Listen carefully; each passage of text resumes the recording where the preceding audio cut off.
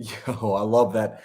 Yo, what's going on, everybody? Welcome back to another episode of the Think Big podcast. You're hanging out with me, Marlon Johnson. I got my brother Alejandro Alvarez and Sam Singh. And, want to first off say thank you to everybody that's in here. Today was the first time we got into the studio. And before the episode even started, we already had people leaving comments, like the chat was going off. So shout out to y'all. Shout out to Matthew for being in there, Miko being in there. Like, let's get some action. You already know tonight on this episode, we're going to be diving in deep to what are we talking about tonight, Sam? Because tonight's your night, really. What are we going to be talking about? We're talking about the bread and butter of this industry, right? If you want deals, you need leads. And it's the one thing that everyone talks about, but no one talks about it the right way. And we're going to focus on that today, guys. We're going to show you guys how to crush lead generation. Because if you don't got leads, then you won't have a deal. And if you don't have a deal, then you won't make money. It's just the way it is. So if you guys want to be financially free, if you want to own real estate, you want to crush wholesale deals, you want to crush fix and flip, it doesn't start with getting a deal. It starts with getting leads. And that stuff, man, it is complicated. It is complicated. There's so many different types of lead gen. Someone tells you to do this. Someone tells you to do that. Someone pushes this skip tracing company. Someone tells you to go get VAs from there. We're going to eliminate all that BS, guys. We're going to keep it straight to the point with no BS in between. We're going to show you guys how to master lead gen starting today. And today is probably, in my opinion, the staple lead gen method that everyone should have. And that's cold call. Yes, sir. The bread and butter. Yo, can we frame it too? Because I want to make sure that people understand, like if you're lucky enough to be watching this right now, truly understand that lead generation is the lifeblood of your business. I wish somebody had sat me down, strapped me to a chair, and not let me up until I understood that, like at depth, that if your business cannot produce leads, if it cannot consistently generate leads on a consistent, regular basis so that you know how many opportunities are coming in, you do not yet have a business. You do not yet to talk about automation. You do not yet to talk about scaling. You don't get to pull yourself out of the situation. None of that happens until you get to the place of being consistently generating leads. So if you are really catching what I'm saying is lead generation is the most critical, what do we call it? The lifeblood of a business.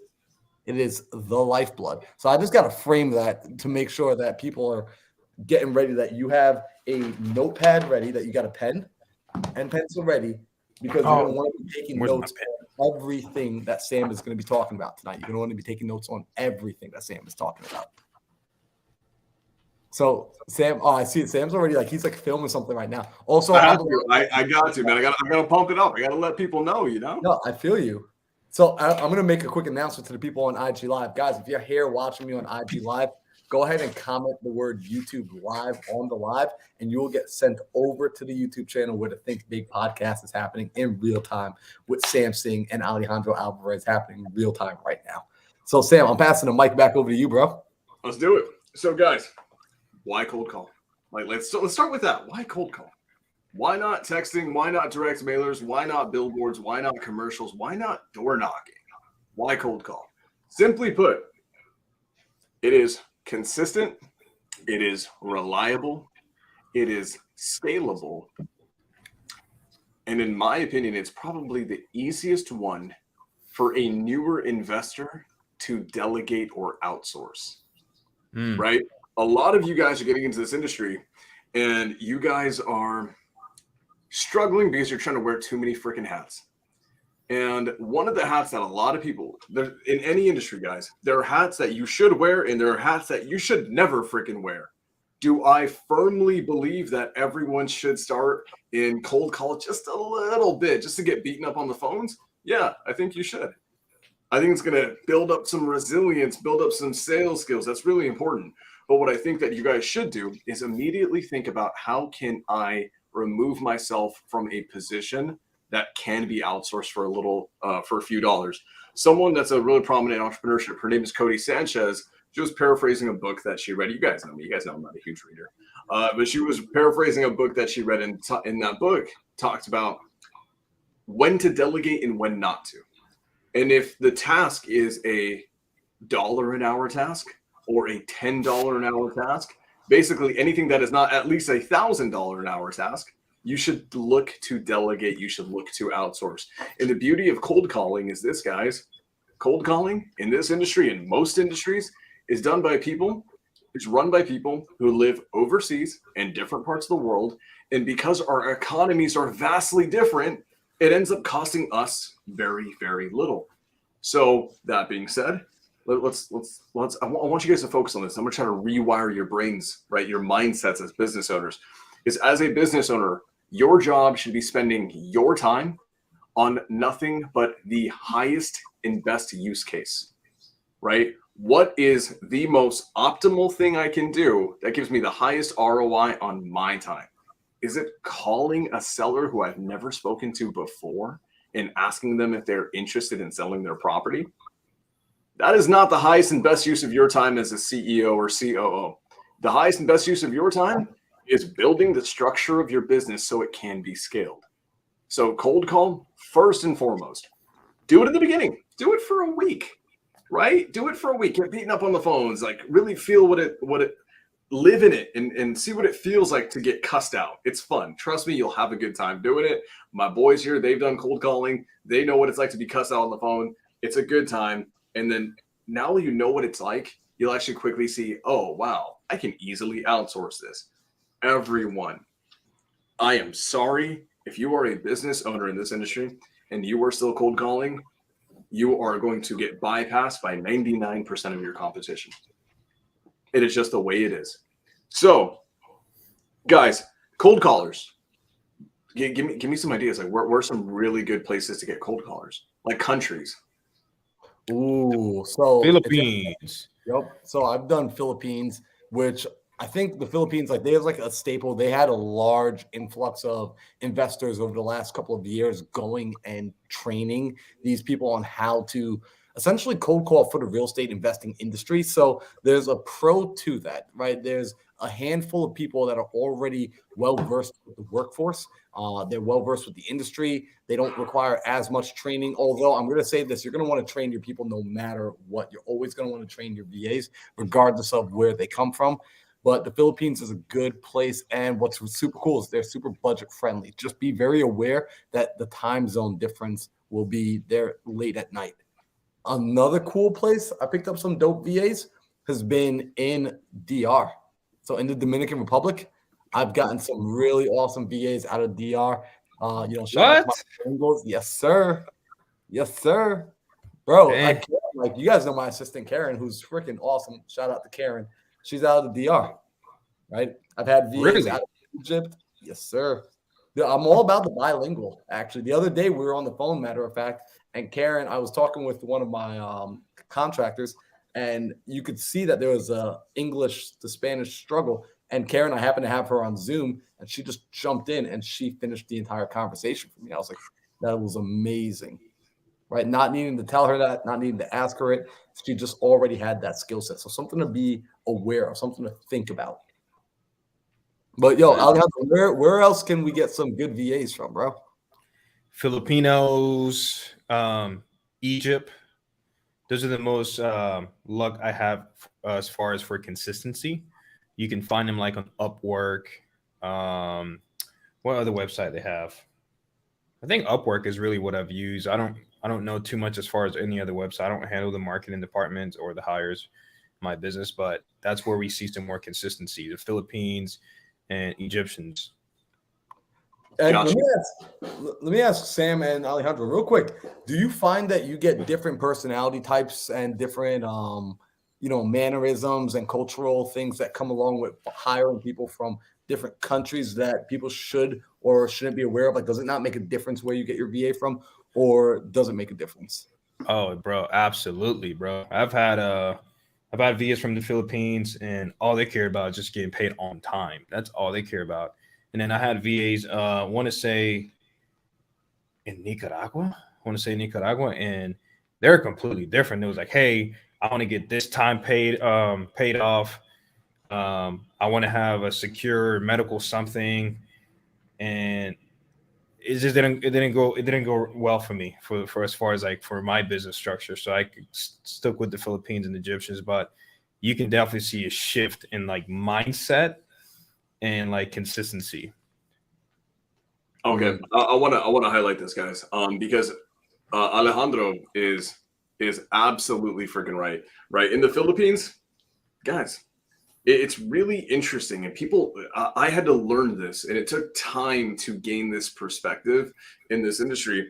That for people in the Philippines who were paying $3-4 an hour, that's actually a really solid wage there.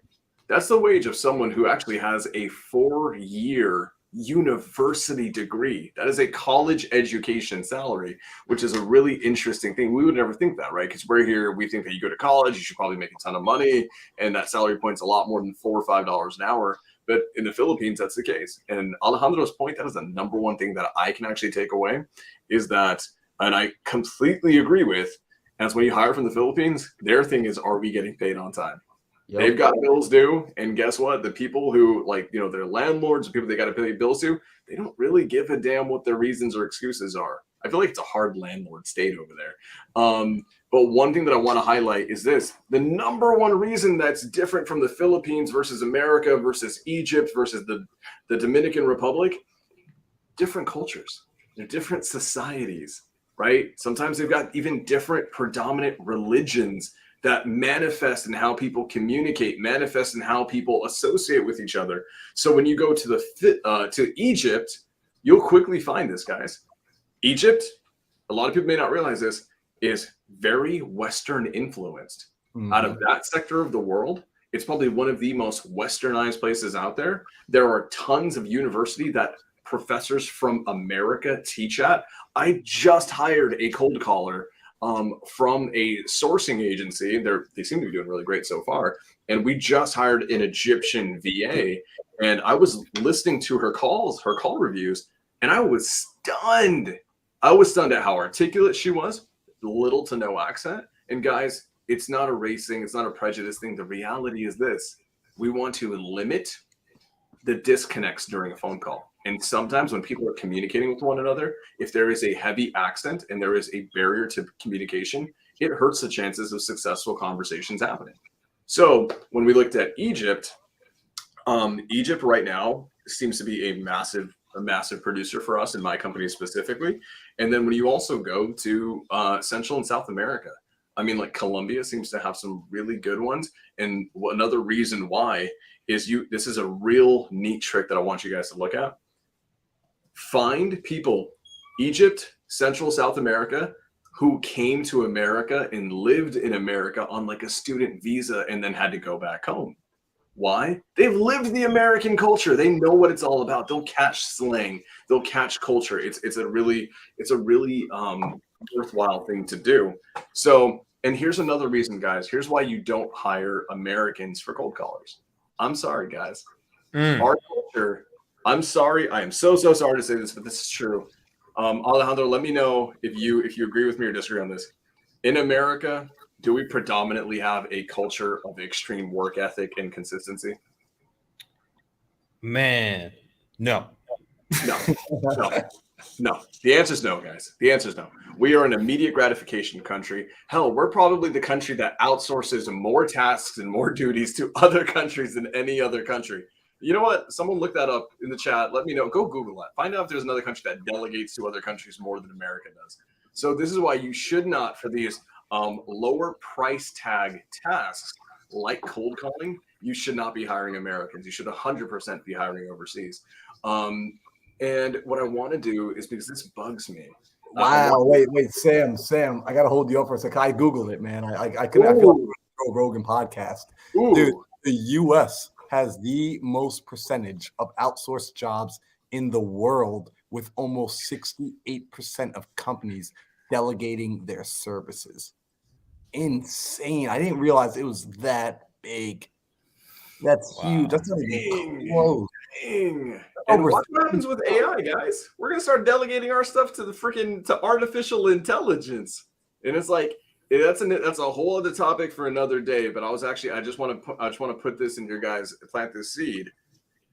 What happens to cold calling once AI that is vocally trained on the phones and can call more than one person at a time, what happens in the cold call industry? We're going to have to redo this podcast episode real soon if that comes out, and it will come out soon. But one thing that I want to do is I want to stay on topic, but because she was here before we even started and asked this question, I want to actually go back, and where is it? Boom. Miko asks, I'm new to real estate investing and wants to know if you all would do it all over again today, what is the first thing you'll do?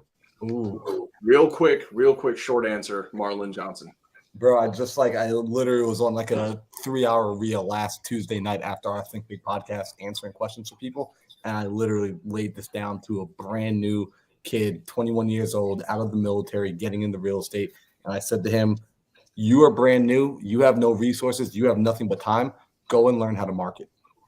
Go and learn marketing skills. Like, spend the next 6 months just understanding how to generate leads, how to identify your ideal client, identify the people that you want to talk to, and learn how to get in contact with them.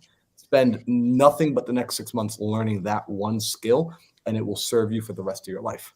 So if I had to restart real estate all over, like, I'm not even focused on the property. I'm not even going to learn how to underwrite. I'm going to learn how to generate leads, right? Because that person runs the world. Ooh, Alejandro, go for it. Okay, really quick question. So if I had to start over with the mindset and the knowledge I have now, or just like I don't have any knowledge, that's completely different. You've got the Alvarez wisdom in there. Oh man, do I have money or do I not have money? I don't know. Just go for it. What's your gut reaction? You got $100. $100. Oh, dude, I'll go work for a very successful wholesale company. I'll probably fly out to Arizona because there's so many successful wholesale companies out there. Ooh, fly to Phoenix. I would say 100%. It's a masterclass that I do. It's always 5+ hours. It's called Get Plugged In. And it's all about how can you skip the learning curve in real estate investing by getting plugged into a business that is freaking crushing it. 100%. That's what I would do. It's a great question, guys. But let's get back to cold call. Okay, I'm going to break down cold call in 2 main ways. Okay, because there is the traditional way to cold call and like the application it's used for. This is called DTS, direct to seller. So it is when you're cold calling a seller out of the blue and asking them, hey, do you own this property and do you want to sell it? If so, let's talk, right? There's that conversation. There's another conversation that's coming up, and it is really taking hold right now. I am doing a lot of it. I'm not doing the cold call myself, but we're building out a team for this specific purpose, and it's cold calling, not sellers. No, not sellers. We're cold calling real estate agents. And that conversation is a little bit different. When I say a little bit, it's a lot of it different. So let's start with sellers. Guys. Can we take a second? I'm so sorry, guys. Can we just shout out our brother Tyler Townsley? T-Town. Dude, Tyler freaking Townsley just got engaged. Wow. Closed the biggest deal of his life. Wow. Tyler, brother, we love you. Congratulations to you and your beautiful fiance. I can't wait for the wedding. I have no idea when it is, but I will be there. I'll be front row and be so excited. I'm gonna cry like a little girl. But back to it, guys. When we're doing direct to seller, okay, the purpose is simple. We're gonna call them. We need to confirm right off the bat that yes, this is the person who owns this property, right? 2, are they interested in selling? And if so, we do these things. We look after these things called the 4 pillars. Okay. And the 4 pillars, we've gone into them before. I'm going to keep them quick and dirty right now. They are simple and they are supposed to be focused on in this specific order. Number 1, most important, is motivation. Motivation trumps all, right? You're selling? Great. Why are you selling? What is going on in your life to make you sell this property? Number 2 is timeline. Okay. How long do you have? Is this you want to sell, but you're going to sell 6 months from now, or you need to sell tomorrow? Guess what? The person who needs to sell tomorrow, you should probably put more focus on because there's probably something more going on in their lives that will force them to sell that property. Number 3 is condition of the property. Why does that matter? Guys, a property that is in distress, in physical disrepair, will probably make it hard for them to sell on market with an agent they have to have an investor offer. They are what we call investor compatible. And number 4, this matters, but it doesn't matter. And if you're a good negotiator, it is what it is. You can work around it. I know Alejandro, he probably doesn't even ask this question. He probably doesn't even ask them what their asking price is. Number 4 is asking price, guys. Asking price, what do you want for this, right? Because I know Alejandro, he's like, oh, what do you want for this property? They'll be like 250. He's like, great, now I know what you want for it. What do you need for it? That's Alejandro Alvarez swag right there. Those are the 4 pillars when we cold call. Anyone who basically, subscribes and gives you a investor compatible answer for most, at least 2, if not most, if not all of those pillars, you will then consider a lead. This is someone who you can put into your system and then sequentially follow up with, because at some point they're probably going to sell their home. And if you play your cards right, if you do everything right, if the numbers work out, this, that, and the other, it'll probably be you too. So I don't think we have any questions on that so far. Did I do a good job keeping that pretty short and concise? Bro, you killed it with that. And I want to know, actually, I have a question for the people in the audience, because I'm wondering, because we got about like 20-something people zoomed in right now on YouTube. We got another like handful of people on my Instagram. How many of y'all are using cold callers or VAs for your lead generation? I want to know who's cold calling right now. I want to try and get a gauge of how many people are using that to generate their leads. And if you're not doing it, I'm also curious, what are you doing to generate leads? Because Sam's going to break down some other ways of generating leads, but I want to know who's using cold callers right now. Because cold callers that's what got me like in the game. That's what took me from doing like 1 deal every 3 months to doing like 2 to 3 deals a month consistently with just me and 1 VA who was cold calling. Shout out to Jella. That was her name, bro. Jella, out of the Philippines. Super cool. I dig that. She may be the godfather of her baby, of Violet. I'm the godfather. Really? Yeah, bro. Dude, you build a relationship with these people. Wow. Because she was working with me, she was able to buy her first home. It was so insane, man. Like, it was the coolest feeling in the world of like, wow, this is just unbelievable. Dude, that is freaking phenomenal. And that goes to show this really important thing that, right, virtual assistants, right, they may be on the other side of the world. Some of them may live in a third world country. Guess what? Usually, they're freaking fantastic human beings. And the only difference is they just grew up on the other side of the world in a different culture. That's really effectively it. So when you start treating your virtual assistants like partners and like friends, and like, of course, they're employees, but treat them like absolute amazing human beings, what will end up happening is they'll become way more loyal to you. They will crush it day to day for you, and they'll stick around longer. It's just the way it is. And then they'll do really dope things like, I don't know, name you the godfather of their kids. I mean, that's the Marlon Johnson play, though. That's because Marlon Johnson's, such a good looking guy. That's what he always gets. Bro, one thing though, I do want to add this. Please, if you're new and you're about to get a VA, don't keep referring to them as VAs.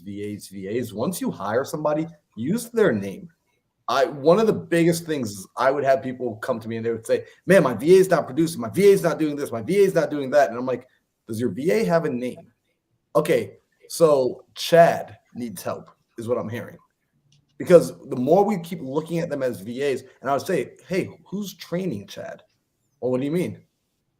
Yeah, who's training Chad? Well, he's a VA. He's supposed to already know what to do. He comes pre-trained. I'm just like, oh my gosh. He's not a computer. He's a person.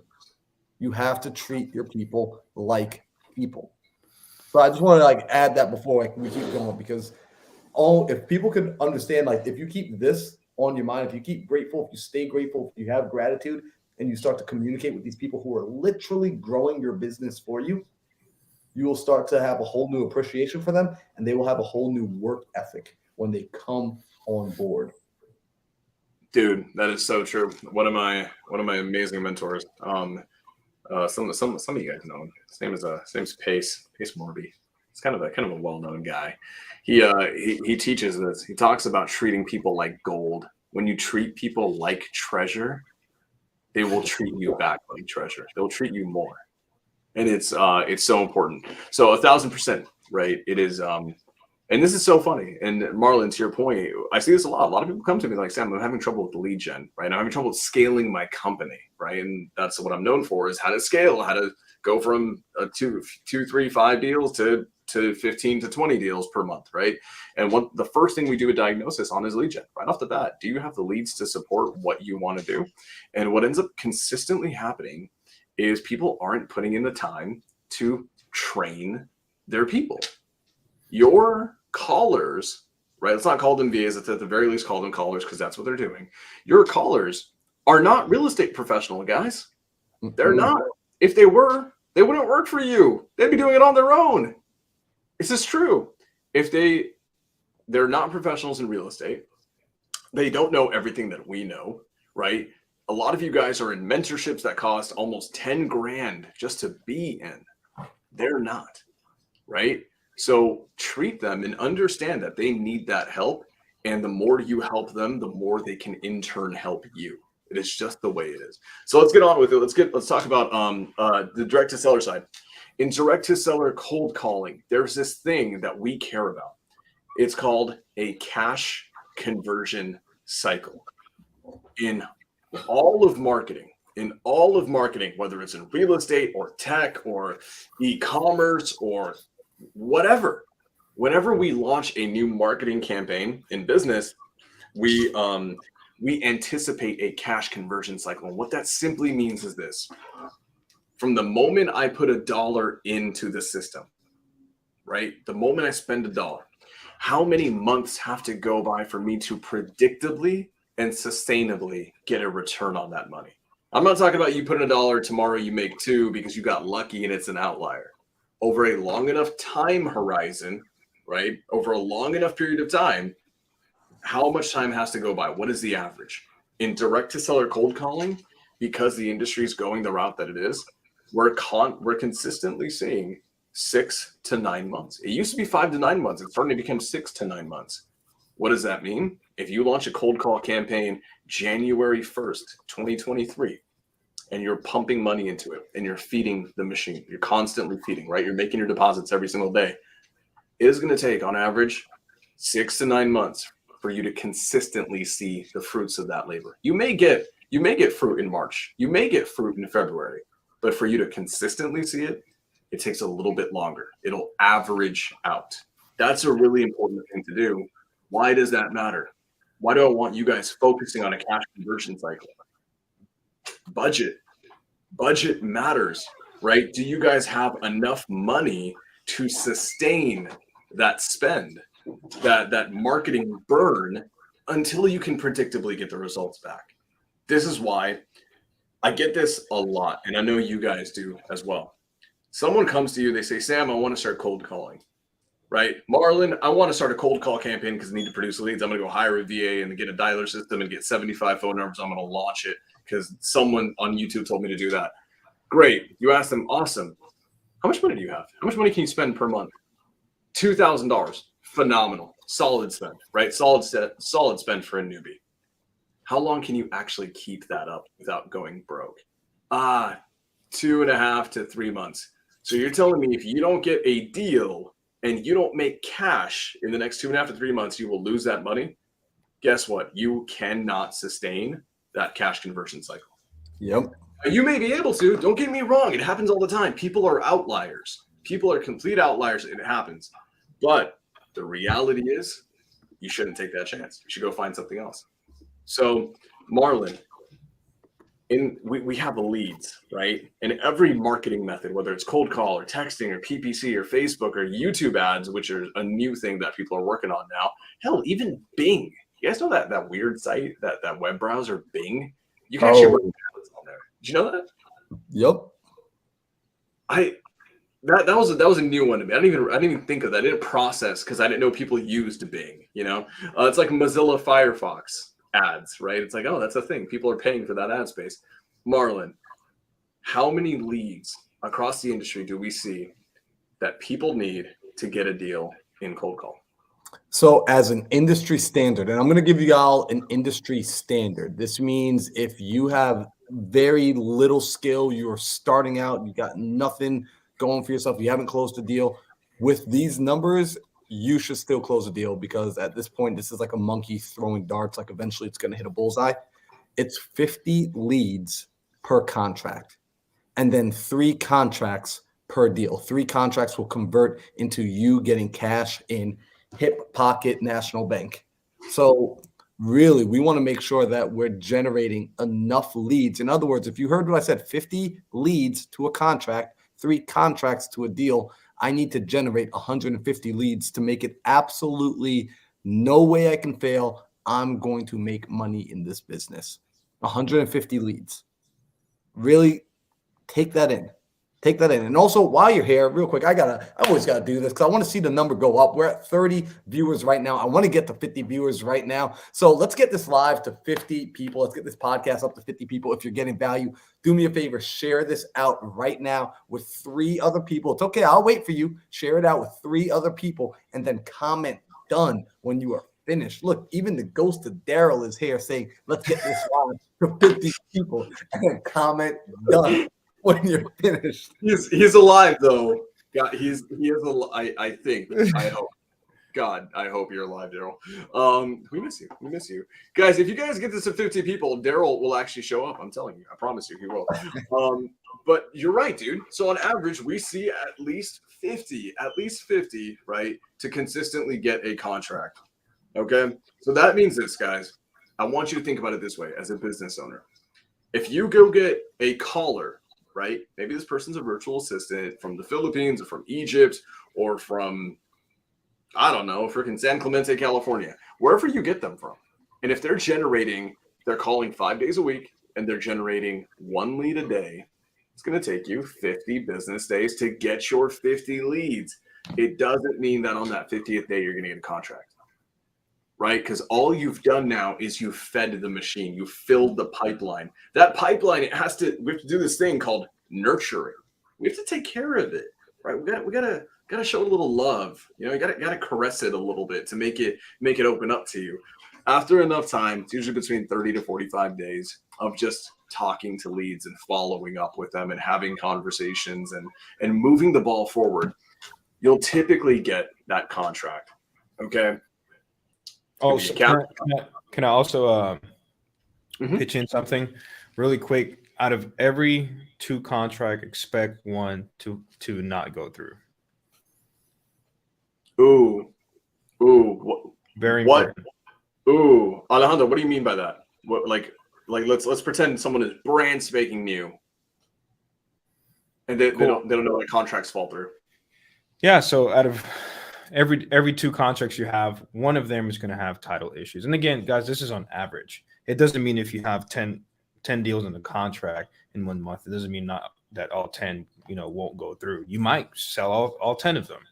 And then next month you might get another 10, but only 3 goes through, right? Some deals may have title issues, like, heirship issues, like they can't find the cousins or one of the family members died. It has to go through probate. Or there's a huge lien. Like sometimes we get deals on a contract where the seller said, "Hey, as long as you pay my tax liens, you can have it." And next thing you know, the tax lien surpasses the market value of the property. So it's like little things like that, like you have to be really careful for. So whenever you get 2 deals, a deal on the contract, don't celebrate until that wire hits the account. Mm-hmm. Never do that. Guys, to that point, what I tell other people, I'm sorry, Sam, go ahead. No, go for it. No, I was going to say, like, I see a lot of people like, oh my God, it gets so annoying sometimes where like you have that 1 deal on the contract, they're focusing 100% on that deal until it hits the account. Dude, it's already at escrow. Let it sit and go focus on the other deal because that one might not even go through. Yep. Guys, the industry standard right now across the country on average is that 1 out of every 4 contracts will fall through due to escrow proceedings. This means title reports came back, liens are too large. I'm still traumatized by the child support lien that killed my very first contract. To that point, the first contract I ever got, I was stoked, man. I had a $30,000 wholesale lined up. I was so ready. I was celebrating. I was planning the color of the Lamborghini that I was going to buy with that money. Like I had it all, it was all mapped out. And then guess what? The guy who owned it, he just decided he didn't want to pay for his kids, had $63,000 in child support liens. Absolutely crushed that deal. So these things, they're important, guys. They're absolutely important. I want to answer this question right here. One of the best names that I've ever seen on YouTube, username taken. Username taken asked a wholesale contract or just any contract in general. So I want to kind of, hopefully I can simplify this, guys. When we go to a seller, we don't go to them with a wholesale contract. We don't go to them with XYZ contract. The contract we typically go to them 9 times out of 10 is this contract that is simple. It's called a residential purchase agreement or residential purchase contract. All it says is that you're the seller, I'm the buyer. I want to buy this property. I will buy this property from you at this number, at this time, at this date, XYZ. That is it. They're just saying they will sell this home to us. What we can then do is we can sell that contract. We can do what's called assigning or wholesaling our contract to another buyer. So that's what that is. Has anyone ever had a property? What happens to what if like some people are in states that you can't assign? What do you do then? Yeah, guys, there are some states right now that are cracking down. They're cracking down on the wholesale industry. Why? Because the wholesale industry, honest to God, has a couple idiots doing some stupid things constantly. And it creates a bad rap for all of us. So should that deter you? First and foremost, no. Hell no. It makes it easier for the players who know what they're doing. Just get past the riffraff. You'll actually see more success because there's less actual competition playing the game. But in those states, there's a myriad. So can you guys appreciate my vocabulary? Myriad. I learned that word, a myriad. There is a myriad of things that you guys can do. We can get into that. There's actually several things that you can do if you're in a state that doesn't allow you to wholesale. The most common one, it's probably the most common go-to answer is you can, and Alejandro, let me know if you were thinking of something else. But what I think of the most common answer, I'm thinking of double closing. Is that what you were thinking as well? Okay. So guys, well, I'm sure you'll probably go over it as well. Well, so I'll talk about double closing and you talk about some of the others. So guys, what double closing is simply this: that purchase agreement that you had with the seller, you actually perform on it. You go get some private capital, you go get some lending, you go get some money, you go perform on that contract, and then you turn right around. You've successfully closed on it, and you turn right around and sell it to the end buyer. That is known as a double close in a very simple, straightforward way. Alejandro, what were you thinking? Well, I was gonna add to that as well. Sometimes the title company themselves offer transactional funding. Yeah. There's a title company in North Carolina that we use. They let us do that sometime. Dude, that is transactional funding. They do it all for you, bro. They do the paperwork, they do the transaction for you. It's double closing. They already know. Yep. Guys, and think about it this way: sometimes in a wholesale, and actually in almost every wholesale transaction, there are 3 parties. Party A is the seller. Party B is you, the wholesaler, the investor in the middle, and party C is the end buyer. That's probably a fix and flipper, usually on a cash wholesale. That's usually the avatar that we're looking at. Sometimes you'll see these things being called an A to B and B to C transaction, and this is where it gets funky. If I lose you, don't freak out. It's okay. It's not that big of a deal. Some title companies who know what they're doing and they work with a lot of investors, what they'll actually do is this thing. Well, they will take party C, right? The end buyer, they'll take their money. They'll say, party C, give us your money early. They'll use that money to fund the transaction of party A through B, pay it off, and then immediately just give the property right over. So that is another form of double closing. There's a few more. Some of them, especially with how do you play with the ownership roles of an LLC, but I think that's some secret sauce. Like that's ultra. You know what? We'll save that for another day if you guys want. So I want to stay on cold calling. We have a bad habit of like getting hyped up and going to other stuff. We got to keep it on track. We got to keep focused on marketing secrets here. Yes. Marketing secrets masterclass by Sam Singh. Let's move on, guys. So that's the I have to stop and answer this question. That's a question too. I just saw that. Yeah. So just so you guys know, both you guys, I hope you guys have met Justin Smith. If you haven't, Justin Smith is actually who I owe it all to. I would not have known about wholesale or wholesale hotline or Pace Morby or Sub 2, and I would never have met some of my best friends, these guys right here, if it wasn't for Justin Smith. When I got into this industry, Justin Smith was crushing cold call. Justin missed the earlier part of the call where I said you should never be the one cold calling. He was actually leading by example and cold calling himself, and I was amazed by how well he did it. I asked him, I was like, Justin, like, how do I learn what you're doing? He's like, dude, go watch these 3 episodes of this podcast called Wholesale Hotline. And I was like, dude, if you had the money, which mentorship would you join? He was like, easy, Pace Morby Sub 2. A week later, I was in. So Justin Smith, love you, appreciate you so much. But he asked, what are the best markets to be in right now? Trick question. In my opinion, it's a trick question. Marlon, what is there a best market to be in? No, it's more so understanding your market, because here's the honest truth. Real estate exists in every market, and real estate is sold and purchased in every market. So if there's houses and people are living there and people are buying and selling them, you could be wholesaling. You just need to understand your marketplace, understand the numbers, understand the mindset, understand the time frames. But once you understand it, I mean, there are little towns in the middle of nowhere, like Texarkana, right? That you can go inside there and absolutely own an entire town and just work off of essentially what your thumb can cover. If you were up in an airplane and you put your thumb on the window and it covered like a little town in the middle of nowhere, that is enough real estate to make you rich for the rest of your life. I just love Marlon Johnson's like metaphors, a way of doing things, because I can just imagine him being in an air. He was on an airplane. He was covering like all of Las Vegas. This time he was like, this place is mine. Last night, bro. Yeah. So I'll move on from this, but Justin, the answer simply is this: go where you have exit strategies. As an investor, our job is to make investments, to also cover our bases by having ways to get out of a bad deal, by having ways to make sure that no matter if crap hits the fan, are we protected? The more exit strategies you have, the better. Certain markets are conducive to certain exit strategies and certain markets aren't. Ohio and Indiana in the Midwest, phenomenal for cash flow and rentals, right? Not so fantastic for appreciation. Whereas you go to California, Justin, you're in California, I'm in California, right?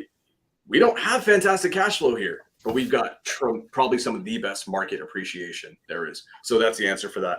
But guys, let's get back to the direct to seller side and the cold call side. I actually want to move on from direct to seller because something really unique is happening right now. And I see a lot of people from my own team, from Team Arch here. Matt Munson is one of the greatest closers that I've ever had any little part in playing and helping him become an amazing closer. Matt Munson is actually a leader for one of my teams called Team Echo. And they're doing this really special thing.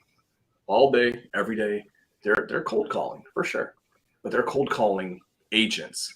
They're cold calling agents who have properties on market that are hemorrhaging. These properties, they have been listed for over 90 days on market, and they haven't been able to sell because they have low equity. And then Matt is an expert at cold calling these agents and then having meaningful conversations about buying these properties. So cold calling an agent is vastly different than cold calling a seller. The reason why is this: when you cold call a seller, you are disrupting their day and you are hoping that they want to sell that property. When you cold call an agent, you, at least for the most part, have a guarantee that there is an intention to sell that property. Why? Because it has been listed.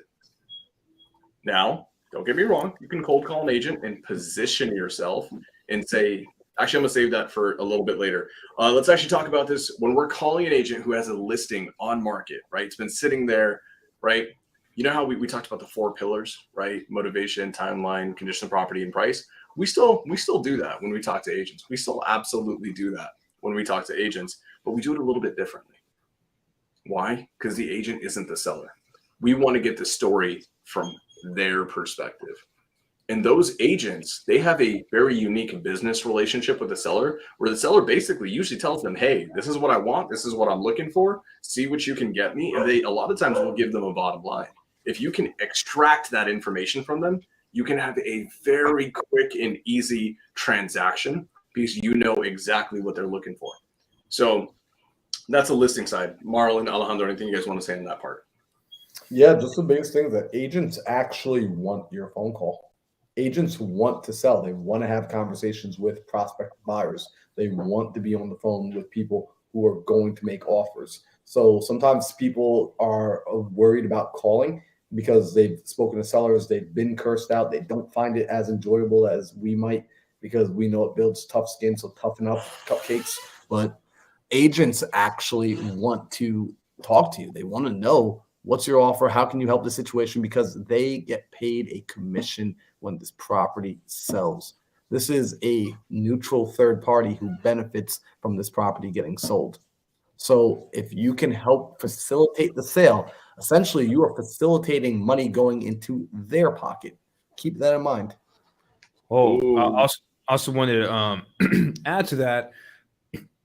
The beautiful thing about realtors is once you find those few that understand what you're doing and you actually perform on those deals, you're going to get deals galore. They're going to send you so many low equity deals. I have maybe 2 to 3 VAs that are sending me VA loans at 2%, 3% interest because they know they don't have equity. And they're like, hey, I have this deal. I already told the seller if he's going to list it, he's going to have to pay out of pocket. And then I remember about your option. And he said, that actually sounds better, that he actually gets to walk away with money in his pocket. So once you get that done, like it might even get to a point where it becomes overwhelming on how many deals you're going to get from those realtors. Ooh, that's a good problem to have, man. That's a really good. That's a good problem to have. And Alejandro's 1,000% right. Marlon's 1,000% right. So when you call agents, right, and I'm going to give you guys some game on what we're doing in my company, Arch. Everything I do is branded after this word, Arch. Arch's DTA team, our direct to agent team. We're calling realtors who have listings on market, right? Low equity listings that have been on market for a long time. They're being hammered, right? They are not selling on market the way they want to. We will go and have a cold call about that specific listing. But honest to God, I don't really care if we get that listing or not. That's not my intention. That's not where the treasure is. The treasure is in doing exactly what Alejandro said. When we call a seller, we cold call a seller, guys, most sellers only own one property as the property they live in. That's where you get the money, and that's the end of where you get the money when you do direct to seller cold call is on that specific property they own. But with agents, you're going to call them based on a listing, sure. But agents are untapped wells. To Alejandro's point, you're going to call them about that listing, and that listing may or may not work. In fact, I tell my team, hey guys, the listing that you're calling about probably won't even work. But what will work is if in your cold call, you just build a relationship. Your cold call to an agent should be all about this thing that we're really big on, and it's called collaboration. Wholesalers and investors in general and agents for a long time, for maybe about the past decade or so, have been taught to think that they're competing with one another. And the reality is they're not. They're only competing with each other if they force themselves into competition.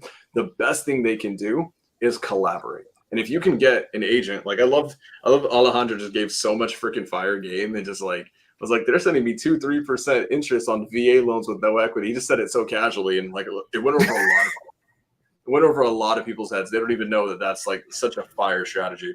So if you guys want to make money, I'm actually I'm gonna go back and change my answer. Alejandro, I'm gonna change my answer for what I would do if I was just getting started right now.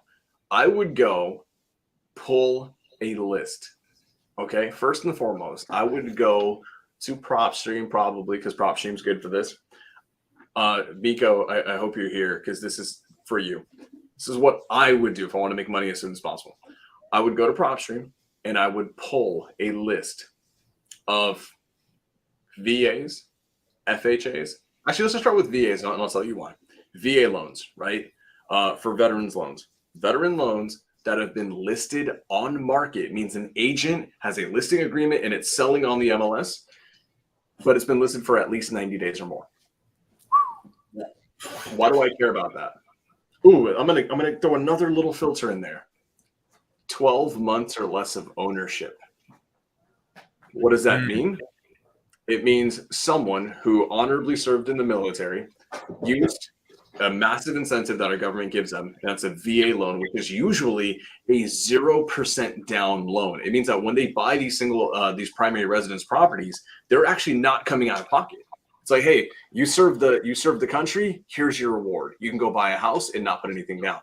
Well, they lived in it for less than a year and they're already selling, and it's been on market for 90 days at least. If this person, I love Alejandro because he skated over this because he's so freaking advanced. He said that he tells the agents know this. The agents will tell basically the servicemen and women that if you sell this on market, you will have to come out of pocket. What this means is this, guys. They have so little equity, basically no equity, basically negative equity, that if they sold on the MLS, they would actually have to pull out their checkbook and write a check to the title company, to the agents, and even to the sellers sometimes to get rid of that property. Could you imagine selling your house and you're the one who has to write the check? That makes no freaking sense. These people, they cannot sell traditionally on market. I would call that list, and then I'll call all the agents and say, hey, my name is Sam. I'm a real estate professional. This is what I do. I'm looking for properties that have little to no equity. Are your sellers open to me maybe paying your commission? I would, 1, pay your commission. 2, put a little bit of money in their pocket as long as I can take over payments on their property. Okay? You're going to stop right there. Miko's like, Sam, what the hell? That's a lot. No, just stop right there. You don't need to do any more. Because what you're going to do is this. If they say, yeah, I understand they have, absolutely, I'll do that in a sec. If they say, yeah, I absolutely understand, Sam. They have no equity. They can't sell. I know I'm not going to get paid on it. It's already been sitting for 90 to 100 days. I know I'm not going to make money on this. Help me with this, Sam. Then what you're going to do is this. You're not going to freak out because you just got an amazing lead. You're actually going to do this. You're going to go ahead and go to this wonderful app called Instagram.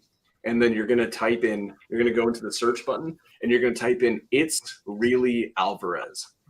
And this brown, handsome Bruce Wayne figure is going to come up. And then he's the thing that we call a closer. And you're going to say, Alejandro, I've got this amazing lead that needs my help and wants to sell us this property. Can you help with that? And Alejandro's going to be like, cool, let's collaborate and let's JV. Alejandro is going to do what he does best, and that's be a freaking phone assassin. I can't say assassin. Batman's not supposed to kill. Okay. Yeah, well, he's going to be a phone assassin, and he's going to lock up that deal. He's going to walk you through the process, and then there you go. You just got your first deal. That's actually what I would do right there. Okay, so let's get to this question. Okay, so can you explain how both the realtor and the investor benefit if they collaborate together on a wholesale deal? 1,000%. When you're a wholesaler or an investor, right? You're not just a wholesaler, you're an investor. Wholesale is just one of the many tools in your tool belt. What you're going to do is this. You're going to have conversations with agents. Hey, Mr. Agent or Mrs. Agent, I should not be your go-to all the time.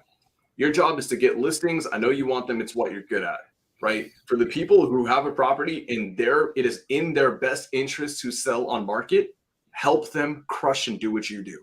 But for the people who come to you and they've got a property that is run down, it's got a gigantic hole in the roof, or they're a veteran and they've basically got little to no equity and you can't help them with a traditional sale, consider working with me. That's all the stuff that I specialize in. They have a roof on their property. Great. They can probably only sell cash to a fix and flipper. I can help with that. They've got no equity. Great. I actually know this thing called Sub 2, or I know a guy named Alejandro Alvarez who knows Sub 2, or Sam Singh who knows Sub 2, and he's buying a ton. And then what you're going to do is basically position yourself as a tool in their tool belt. So when that agent, after their call with you, every single listing appointment they go into, you're another tool in their tool belt. That is the benefit. Without you, they would never have made money on these potential deals. There are deals, right, that agents just can never make money on if they don't know how to wholesale. and most of them don't. Most of them don't know what we do. I hope that answers your question, guys. Let me know if you guys want to add anything to that.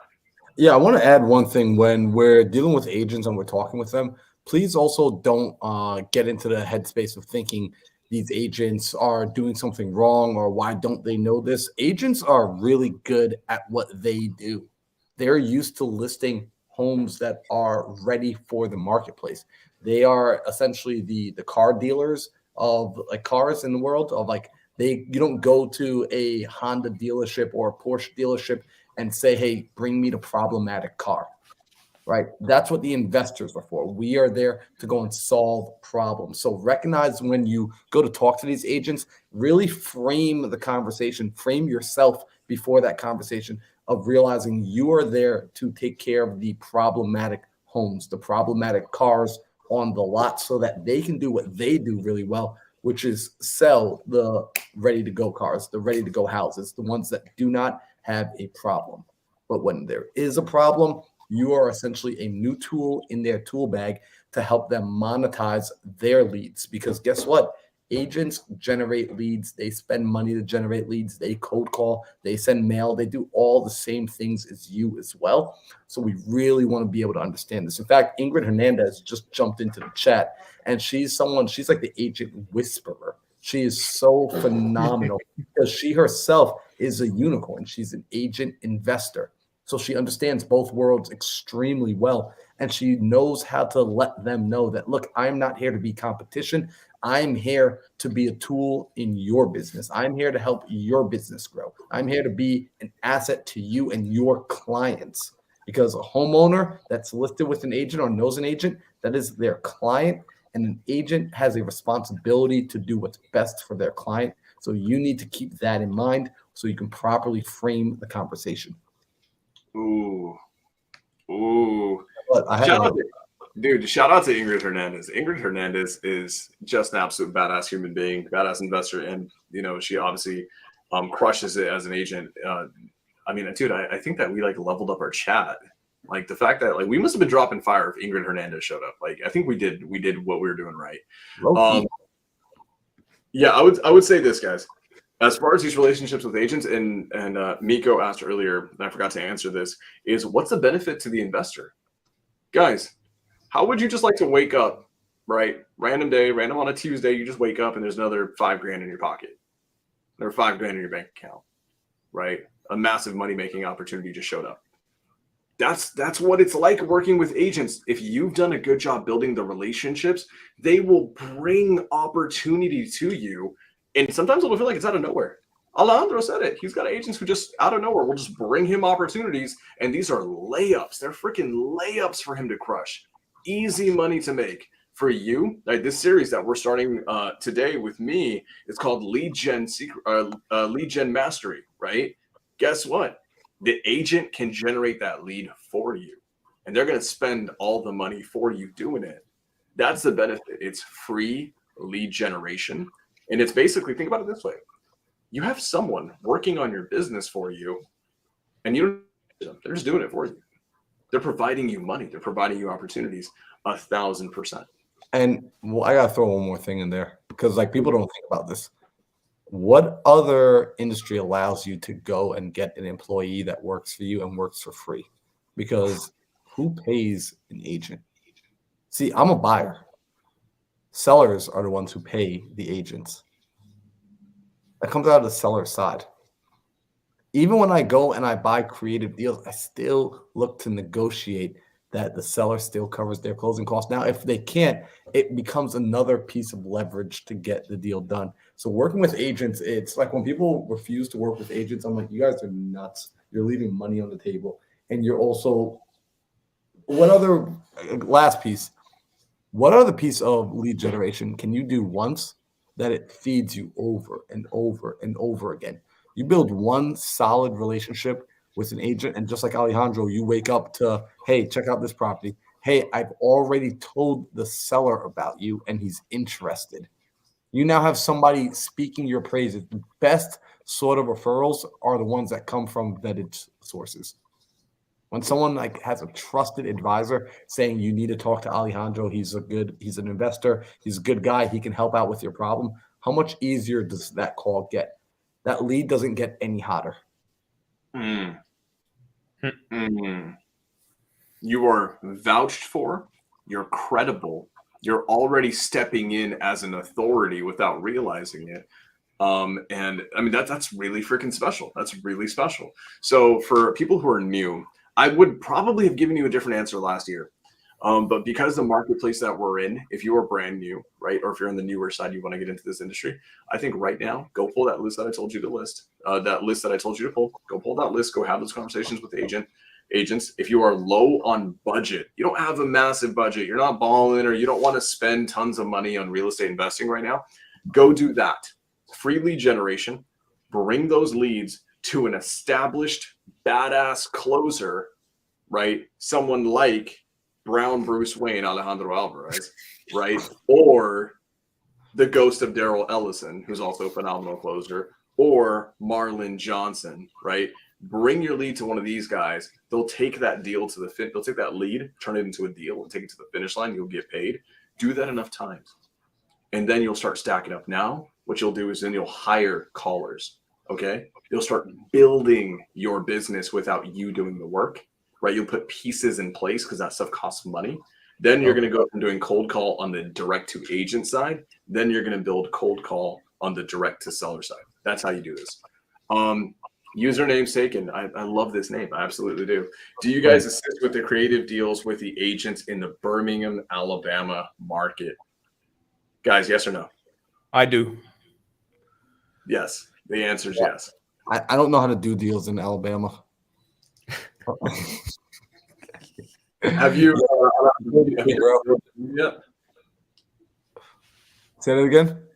Alejandro, have you done a deal in Birmingham yet? Absolutely not. Okay. So interestingly enough, Birmingham, Alabama is actually a new market for us. Matt Munson in the chat right now from Team Echo on Arch. He is actually, a portion of his team is actually targeting Birmingham, Alabama for my private company.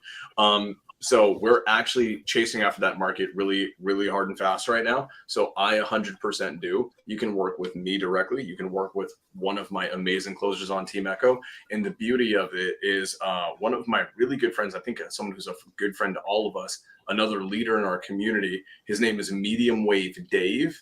That is his primary market. He is a dominating force in that market. So we've got all the connections in the world. So if you're targeting that, we got you. Guys, I think we did good. I think we even gave a game plan today. I'm stoked when we can give actionable items. Same here. So I want to make sure we close out because I'm going to be the one that stays on top of housekeeping. First off, first bit of homework. Make sure that you gathered at least one action item from today's episode. If you didn't, if you were just listening for pleasure, rewatch this episode. And your goal is to get a notepad and to walk away with one action item that I'm doing. Just like Miko's doing, she said she has her game plan. Now it's time for her to go to work. You're not watching this to be entertained. That's number one. All right. Number two, if you are new to this channel, go and click subscribe right now. So hit the subscribe button. And then next to the subscribe button, there's a little bell. Click that bell. What that's going to do is it's going to turn notifications on. So every time we go live, every time we drop a new episode, every time Alejandro comes out and he drops a fire how to comp or Sam explains how to market, you will get a live update. You will get a notification so you do not say, oh man, I missed it. So go ahead and turn that on. Third and final piece, if you got value from this, as we end this show, leave a thumbs up and leave a comment. Leave a thumbs up and leave a comment. That one is to help us grow with the algorithm. That helps insane amounts. So it really goes far for us to be able to pour more time, energy, and effort into this as we start seeing a return. We're not asking you for money on this. We are asking you for your support, however. I do want your support. I do want to see Alejandro's page grow. I want to see Sam's page grow. I want to see Daryl's page grow. So if you only are on Sam's page, make sure to go to Alejandro's page, click subscribe, hit the thumbs up, leave that like and comment. Go to Daryl's page, hit subscribe, leave the thumbs up, do all the things. All right, it should take you about 10 seconds. You can even do it right now in another tab while you're listening. So I want to say thank you for being here. Thank you for showing up in the comments. And I'm looking forward to next week. I'm going to pass the mic over to Alejandro so he can close us out tonight. Yes. Thank you very much, Marlon. Love the energy, man. You always inspire me, dog. So thank you guys for showing up, always showing some love. Those who consistently show up, thank you guys for that. Just keep sharing it. If you got some value, always share it. If you feel like there was no value for you, you don't need to share it, but I still appreciate your view. And yeah, thank you very much, guys. All right, y'all. We'll catch you next week. Next Tuesday, be back here, 5 p.m. Arizona. Next Tuesday,